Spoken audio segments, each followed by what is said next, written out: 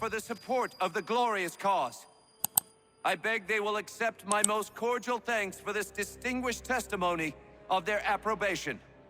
But lest some unlucky event should happen, unfavorable to my reputation, I beg it may be remembered by every gentleman in the room that I, this day, declare with utmost sincerity, I do not think myself equal to the command I am honored with.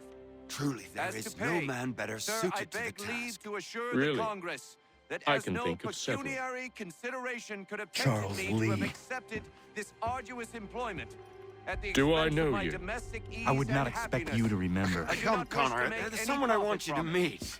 I will keep an exact account of my expenses. Sorry to pull you away Those like that, I doubt but not they will the last discharge, thing we need and is that the is two all of I you desire. coming to blows.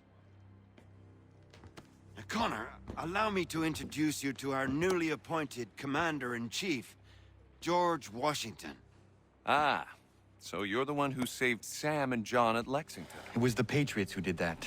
I merely lent support. As humble as he is brave. We could use more men like you. I'm sorry, but if you'll excuse me, I should attend to Charles over there. He looks none too happy about being passed over for command. It was good to meet you, Connor.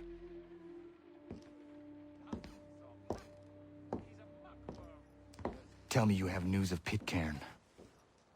I'm told he's taken shelter in Boston, where he's guarded by 1,000 redcoats.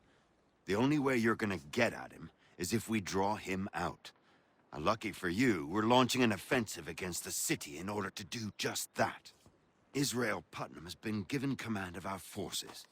Present this to him and he'll provide whatever aid you require. You'll find him at the encampment on Bunker Hill. You have my thanks.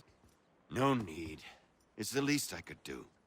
Pitcairn's a dangerous man. The sooner we're rid of him, the better. I would say the same of Charles Lee. Now that's an altogether different beast. Let us leave it for another day. Best you head to Boston, Connor.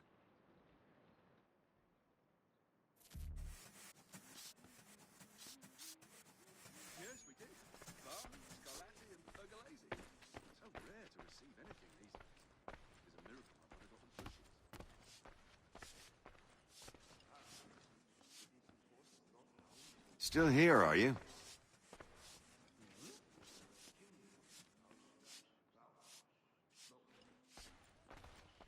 I was just wondering, what happens now? There's quite a lot to do. Commander Washington must determine when and where we'll strike next. And we need to get to work on our message. Message? We must contact the broadsheets at once.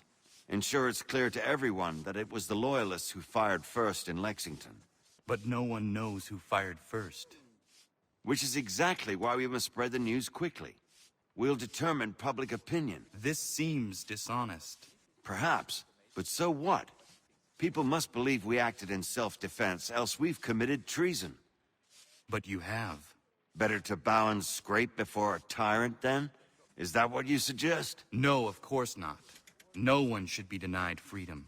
And yet, to change the truth, it seems a dangerous road to travel. Understand, Connor. This is a war fought not just on the battlefield, but within hearts and minds as well. There's nothing wrong with a bit of theater, especially if it saves lives.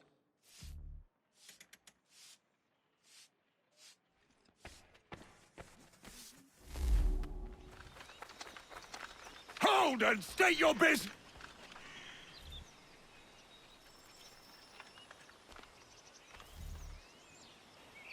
I'm looking for Israel Putnam. On whose orders? Samuel Adams.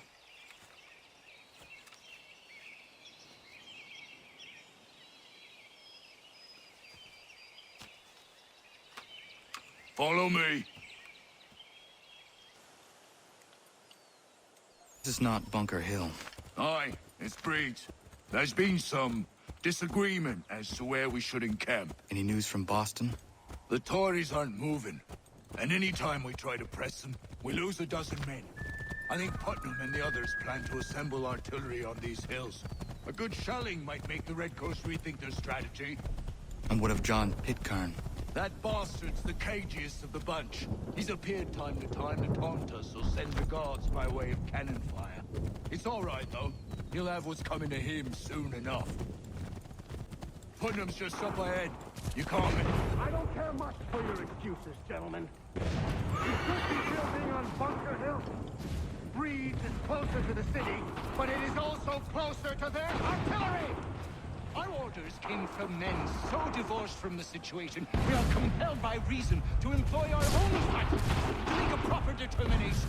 Were that I could understand even half that nonsense you just uttered. What's not to understand? I'm trying to ensure our victory! Where would you know about victory? I killed a sea-wolf in her den armed with only a knife. I escaped the Kanawagha Indians who sought to burn me alive. And I was the sole survivor of a shipwreck during the Battle of Havana. So you will excuse me if I choose not to follow your advice.